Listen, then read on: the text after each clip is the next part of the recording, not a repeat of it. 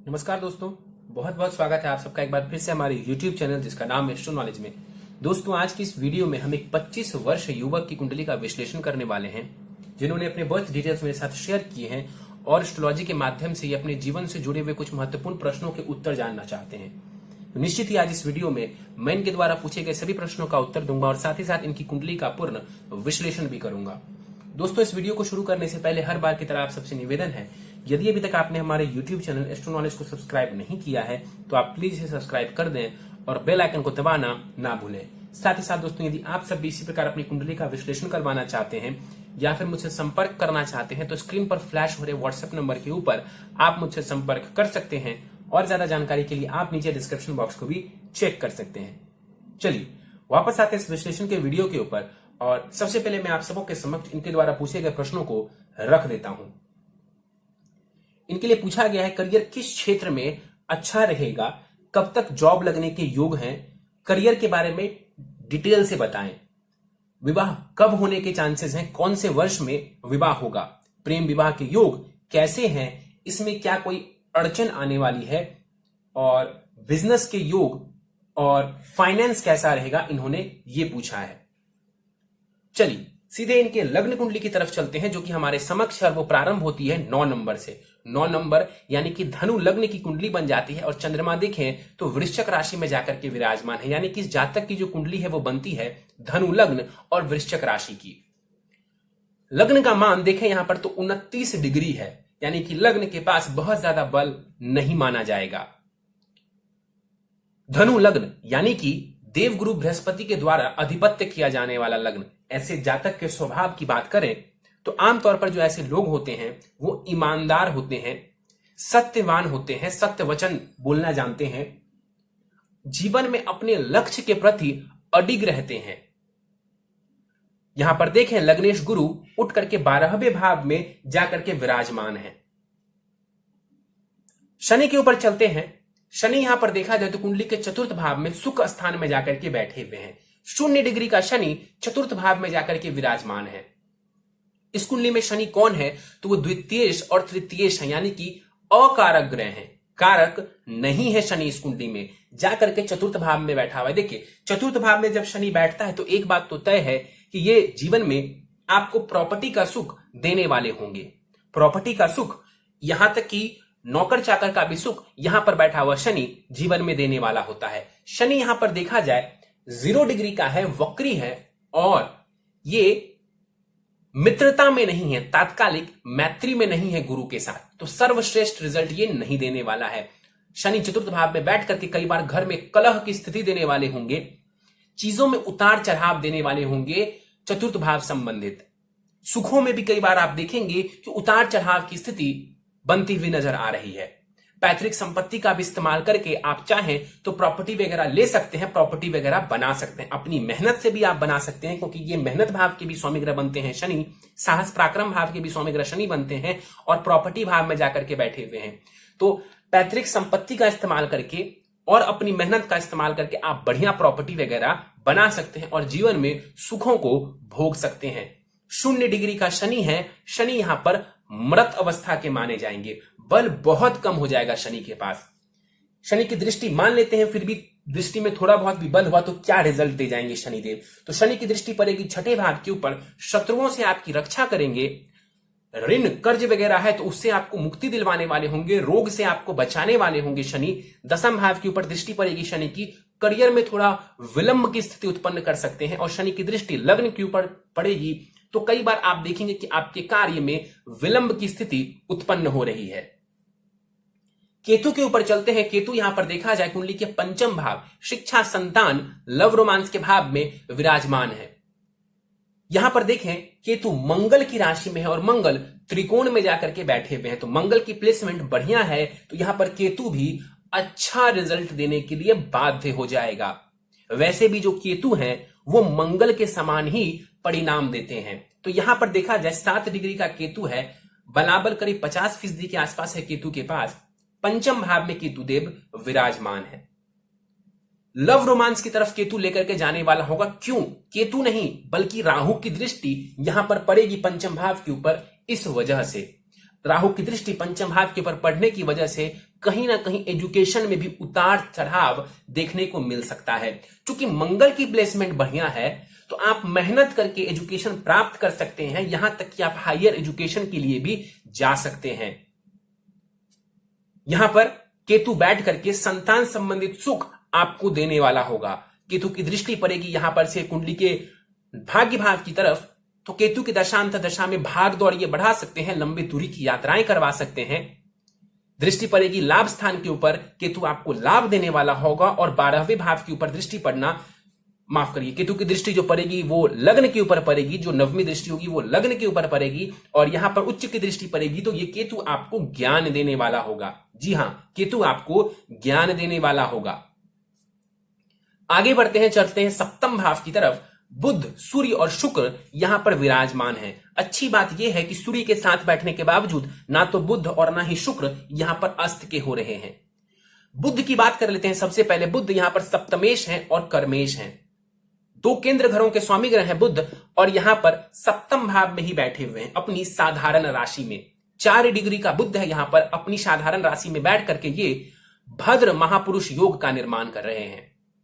बुध का सप्तम भाव में भद्र महापुरुष योग का निर्माण करना इस बात का सूचक है कि आप बिजनेस की तरफ जा सकते हैं और बिजनेस में आपको सफलता भी मिलने वाली है। ये भद्र महापुरुष योग आपको लाभ दे सकता है।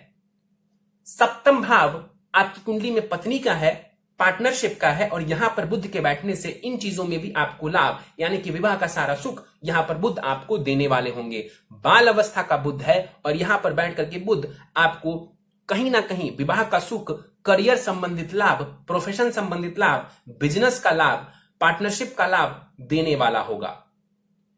बुध यहां पर देखा जाए अपनी ही राशि में बैठा है, आपको ये इंटेलिजेंट बनाने वाला होगा। बुध की दृष्टि लग्न के ऊपर पड़ेगी तो कहीं ना कहीं ये आपके इंटेलिजेंस को बढ़ाने वाला होगा। यहां पर सूर्य के ऊपर बात कर लेते हैं। 23 डिग्री का सूर्य यहां पर विराजमान है, भाग्येश है सूर्य, जाकर के सप्तम भाव में बैठे हुए हैं। वृद्ध अवस्था का सूर्य है, बलाबल 50% के आसपास सूर्य के पास माना जाएगा। भाग्येश है सूर्य, तो निश्चित रूप से विवाह के बाद आपका भाग्य थोड़ा ज्यादा साथ देगा। बिजनेस करते हैं उसमें आपका भाग्य आपका ज्यादा साथ देने वाला होगा। सूर्य की दृष्टि पड़ेगी लग्न के ऊपर, आपके व्यक्तित्व को बढ़िया बनाने वाला होगा, मान सम्मान दिलवाने वाला होगा। सूर्य अपना नाम बनाते हैं, खास करके बनाना चाहते हैं बिजनेस के क्षेत्र में, आप बना सकते हैं। शुक्र यहां पर देखें 11 डिग्री के साथ सप्तम भाव में बैठे हुए हैं। शुक्र इस कुंडली में कौन है तो मारकेश है, मारक ग्रह है, क्योंकि वो षष्ठेश है और लाभेश है। लग्नेश का वो अति शत्रु है तो मारक ग्रह कहलाएगा शुक्र। सप्तम भाव में शुक्र बैठे हुए हैं अपने मित्र बुध के घर में, तो खराब रिजल्ट ये नहीं देंगे। विवाह के भाव में यहां पर शुक्र बैठा हुआ है, विवाह का सुख आपको देने वाला होगा। प्रेम विवाह का योग बन जाएगा क्योंकि शुक्र यहां पर बैठे हुए हैं। शुक्र बुध की युति हो रही है। शुक्र बुध की युति लक्ष्मी नारायण योग का निर्माण करती है। अब कुछ लोग कहेंगे कि सर यहां पर जो शुक्र है ये मारक ग्रह है, तो लक्ष्मी नारायण योग कैसे बनेगा? देखिए, निश्चित रूप से लक्ष्मी नारायण योग बहुत ज्यादा कारगर नहीं होगा, लेकिन ये तो नहीं कहेंगे कि लक्ष्मी नारायण योग बन ही नहीं रहा।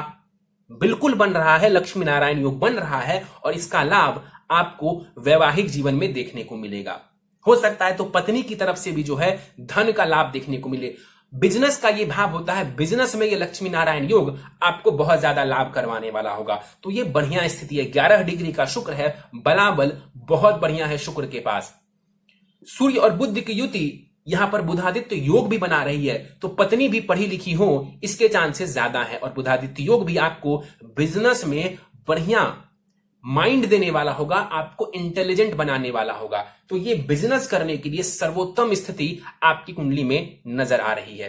मंगल के ऊपर चलते हैं। मंगल यहां पर देखा जाए भाग्य भाव में विराजमान है। 29 डिग्री का मंगल है सूर्य की राशि में और सूर्य के ही नक्षत्र में बैठा हुआ है, तो मंगल बलवान हो जाते हैं। डिग्री वाइज देखें तो 29 डिग्री का मंगल है, इस वजह से मंगल मृत अवस्था में हो गए।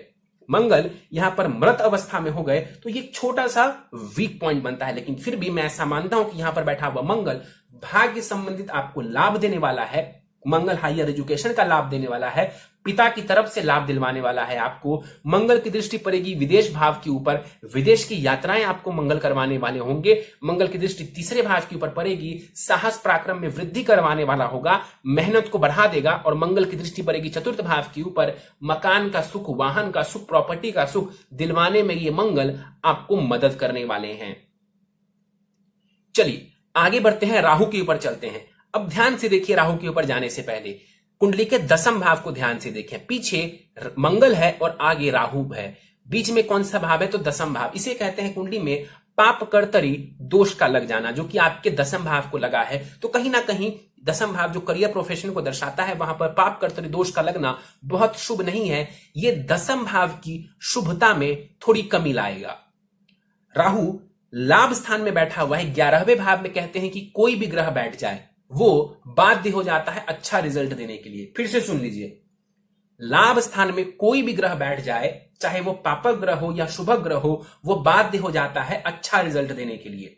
यहां पर राहु 11वें भाव में कारक हो जाते हैं। कई बार बताया है कि राहु केतु शनि तीसरे, छठे और 11वें भाव में कारक हो जाते हैं। यहां पर बैठा हुआ राहु आपको बहुत सारा धन दे सकता है, गुप्त धन दे सकता है। यहां पर बैठा हुआ राहु, तो धन कमाने के लिए राहु का 11वें भाव में होना बहुत बढ़िया स्थिति है। राहु शुक्र की राशि में है, शुक्र केंद्र में है। बिजनेस करिए, ये राहु आपको बहुत ज्यादा धन देने वाला होगा। राहु की दृष्टि पड़ेगी तीसरे भाव के ऊपर, साहस पराक्रम में वृद्धि, दौड़ भाग भी करवाने वाला होगा राहु। राहु की दृष्टि पंचम भाव के ऊपर पड़ेगी, तो कहीं ना कहीं ये आपको शिक्षा में थोड़ी परेशानी दे सकते हैं। क्योंकि देखिए राहु जो है ना, वो सीधे आपके माइंड को इन्फ्लुएंस करता है, और पंचम भाव के ऊपर जब राहु की दृष्टि पड़ रही है तो कहीं ना कहीं शिक्षा में भी ये उतार चढ़ाव देने वाला होगा। हालांकि मंगल की स्थिति बढ़िया है, कुछ उपाय वगैरह करके आप अपनी शिक्षा को भी बढ़िया रख सकते हैं। राहु की दृष्टि पंचम भाव के ऊपर पड़ने से लव रोमांस की तरफ ये आपको लेकर के जाने वाले होंगे। और राहु की जो दृष्टि पड़ेगी कुंडली के सप्तम भाव के ऊपर, उच्च की दृष्टि है, ये भी आपको बिजनेस में लाभ करवाने वाला होगा। और लव मैरिज के योग को राहु भी और प्रबल बनाने वाला होगा। बढ़ते हैं कुंडली के 12वें भाव की तरफ। गुरु और चंद्रमा यहां पर युति बना करके बैठे हुए हैं। 12 डिग्री का गुरु है, 12 डिग्री के चंद्रमा है। गज केसरी योग का निर्माण कुंडली के 12वें भाव में होता हुआ नजर आ रहा है। यहां पर चंद्रमा अपनी नीच की राशि में है। चंद्रमा यहां पर अपनी नीच की राशि में बैठे हुए हैं, वृश्चिक राशि में। हालांकि चंद्रमा देव 3 डिग्री तक ही नीच के माने जाते हैं, सिर्फ 3 डिग्री तक ही चंद्रमा नीच का माना जाता है। और ध्यान से देखिए इस चंद्रमा को, चंद्रमा 12 डिग्री का है, तो नीचता से बाहर है चंद्रमा। अब मैंने बोला कि नीच की राशि में है। थोड़ी देर पहले बताया था मैंने कि मंगल की दृष्टि 12वें भाव के ऊपर अपनी ही राशि के ऊपर पड़ रही है। तो मंगल की दृष्टि पड़ने की वजह से यहां पर चंद्रमा की जो नीचता है वो भंग हो जाएगी, और चंद्रमा यहां पर नीच भंग राजयोग बना देगा। नीच भंग राजयोग यहां पर चंद्रमा का बन जाएगा, तो ये भी अच्छी स्थिति है। लेकिन फिर भी मैं बोलूंगा कि चंद्रमा को थोड़ा और बेहतर कर लेंगे तो स्थिति और अच्छी आपको देखने को मिलेगी। अदरवाइज कई बार क्या होता है, तो व्यक्ति का मन परेशान रहता है, और कुछ हो ना हो व्यक्ति का मन परेशान रहता है। यहां पर माता का स्वास्थ्य बहुत अच्छा नजर नहीं आ रहा है आपकी कुंडली को देख करके, क्योंकि कुंडली के जो चतुर्थ भाव के स्वामी ग्रह बनते हैं गुरु, वो 12वें भाव में जाकर के विराजमान है। चंद्रमा जो माता का कारक ग्रह है वो नीच की राशि में बैठा हुआ है, चतुर्थ भाव में शनि बैठे हुए हैं। तो कहीं ना कहीं माता का जो स्वास्थ्य है आपके चार्ट के अनुसार वो थोड़ा डाउन नजर आ रहा है। गुरु की बात कर लेते हैं। यहां पर गुरु आपके लग्नेश हैं और वो सुखेश हैं। लग्नेश और सुखेश गुरु का जाकर के 12वें भाव में बैठना बहुत अच्छा नहीं कह सकते। यदि आपको इस गुरु से लाभ उठाना है तो एक सलाह दूंगा आपको, अपने जन्म स्थान से दूर जाने की कोशिश करें। अपने जन्म स्थान से दूर जाने की कोशिश करें, चाहे वो विदेश हो या वो भारत में ही कहीं दूर जाना हो। विदेश का मतलब यह नहीं होता कि आप आउट ऑफ इंडिया ही चले जाएं, लेकिन आपको यदि संभव हो आप जन्म स्थान जहां से आपने जन्म लिया है उससे थोड़ा दूर जाने की कोशिश करें। आपको ज्यादा लाभ देखने को मिलेगा जीवन में। आप चाहे तो विदेश जाकर के या कहीं दूर जाकर के भी सेटल हो सकते हैं, और वहां सेटल होना आपके लिए अच्छी स्थिति रहने वाली है, बहुत अच्छी स्थिति रहने वाली है।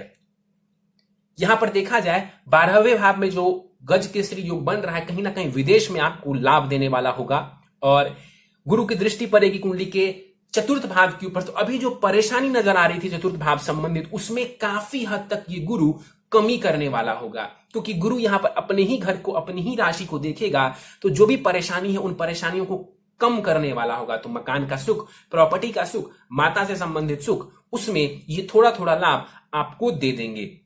गुरु की दृष्टि पड़ेगी छठे भाव के ऊपर, कहीं ना कहीं यहां पर दृष्टि आकर के पेट संबंधित समस्या दे सकता है गुरु, उसका आपको ध्यान रखना चाहिए। और गुरु की दृष्टि पड़ेगी कुंडली के अष्टम भाव के ऊपर, उच्च की दृष्टि है, आपकी आयु को ये बढ़िया बनाने वाले होंगे। 12वें भाव में गुरु वक्री है, धन का व्यय बहुत हो सकता है, उसका आपको ध्यान रखना चाहिए। चलिए, तो ये था आपकी कुंडली में ग्रहों का विश्लेषण। दशा के ऊपर हम बात कर लेते हैं। तो फिलहाल आपको जो दशा चल रही है वो चल रही है केतु की, और केतु की दशा, महादशा जो है वो आपको 10 मार्च 2025 तक रहने वाली है। तो केतु की महादशा आपके लिए सर्वश्रेष्ठ रिजल्ट तो नहीं देने वाला है, लेकिन फिर भी आप चाहे तो इस समय का भी बढ़िया लाभ उठा सकते हैं। केतु की महादशा में फिलहाल आपको चंद्रमा की अंतरदशा चल रही है, जो कि 13 सितंबर 2020 तक रहने वाली है। तो सितंबर 2020, 13 सितंबर 2020 के बाद मंगल की जो अंतरदशा आएगी, वहां से आपका समय काफी अच्छा नजर आ रहा है। ये समय थोड़ा सा मानसिक टेंशन देने वाला हो सकता है आपके लिए। प्रश्नों को ले लेते हैं। करियर किस क्षेत्र में अच्छा रहेगा? आपकी कुंडली को देख करके निश्चित रूप से मैं कह सकता हूं कि बिजनेस की तरफ आप जाइए, आपके लिए सबसे बेस्ट रहने वाला है। बिजनेस करेंगे तो सबसे ज्यादा आपको लाभ देखने को मिलेगा। अब बिजनेस करें तो किन क्षेत्रों से जुड़ा हुआ बिजनेस करें, यह भी सवाल उठता है। तो बुध, सूर्य और मंगल, ध्यान से सुन लीजिए, बुध, सूर्य और मंगल, इन 3 ग्रह से जुड़े हुए बिजनेस को यदि आप करते हैं आपको लाभ मिलेगा। बुध के बिजनेस की बात कर लें तो स्टेशनरी, पब्लिशिंग वर्क, किताबों से जुड़ा कार्य, कागज से जुड़ा कार्य, इंस्टीट्यूशन से जुड़ा कार्य, यह बुध के अंतर्गत आता है। सूर्य की बात कर लें तो मेडिसिन को सूर्य दर्शाता है, फायर को सूर्य दर्शाता है, गवर्नमेंट से जुड़ा कोई काम हो उसको ये सूर्य दर्शाते हैं। मंगल की बात कर लें तो मशीन्स जितने होते हैं वो मंगल दर्शाता है, फायर भी मंगल दर्शाते हैं, इलेक्ट्रॉनिक भी काफी हद तक मंगल दर्शाते हैं। स्पोर्ट्स से जुड़ा हुआ जो कारोबार होता है वो भी मंगल दर्शाता है, वेपन्स से जुड़ा हुआ जो कारोबार होता है वो मंगल दर्शाता है। इसके अलावा कोई भी कार्य हो जो कि बुध, सूर्य या मंगल से जुड़ा हुआ हो, इन 3 ग्रहों को यदि आप चुनते हैं और इनसे जुड़ा हुआ यदि आप कोई कार्य करते हैं, यकीन मानिए आप बिजनेस में अच्छा नहीं बहुत अच्छा कर सकते हैं। इसके अलावा जॉब की बात कर लेते हैं। मान लीजिए कि आप फिलहाल जॉब करना चाहें तो chartered accountant, management, journalism, media या फिर शिक्षक बन सकते हैं। इन क्षेत्रों में आप जाकर के, टीचिंग वगैरह के क्षेत्र में भी जाकर के आप अच्छा कर सकते हैं। इसके बाद इन्होंने पूछा है मेरी जॉब कब तक लगेगी? देखिए, सितंबर 2020 के बाद चांसेस बढ़िया नजर आ रहे हैं। आप प्रयत्न करें, आपको लाभ देखने को मिलेगा। वैसे फिर से बता दूं, बिजनेस करना ज्यादा बेहतर है आपके लिए। करियर के बारे में डिटेल से बताएं। जी हां, बिल्कुल मैं आपको बता रहा हूं कि यदि कोई मजबूरी हो या फिर फिलहाल आप बिजनेस नहीं कर सकते हैं तो फिर आप कुछ दिनों के लिए या कुछ वर्षों के लिए जॉब कर लें, लेकिन अल्टीमेटली आपको बिजनेस में स्विच कर जाना चाहिए और वही आपके लिए सर्वोत्तम रहने वाला है। विवाह कब होगा, कौन से वर्ष में होगा? आपका विवाह बहुत विलंब से नहीं होने वाला है। सप्तमेश बुध बनते हैं और स्वग्रही होकर के विराजमान है, शुक्र भी साथ में बैठा हुआ है और राहु की उच्च की दृष्टि पड़ रही है। तो मुझे ऐसा लगता है कि आपका विवाह शीघ्र ही होने वाला है। और विवाह के डेट की बात करें तो 2021 में वो समय नजर आ रहा है। यदि आप करना चाहें, सबसे इंपॉर्टेंट ये है कि आप विवाह करना चाहें तभी विवाह होगा।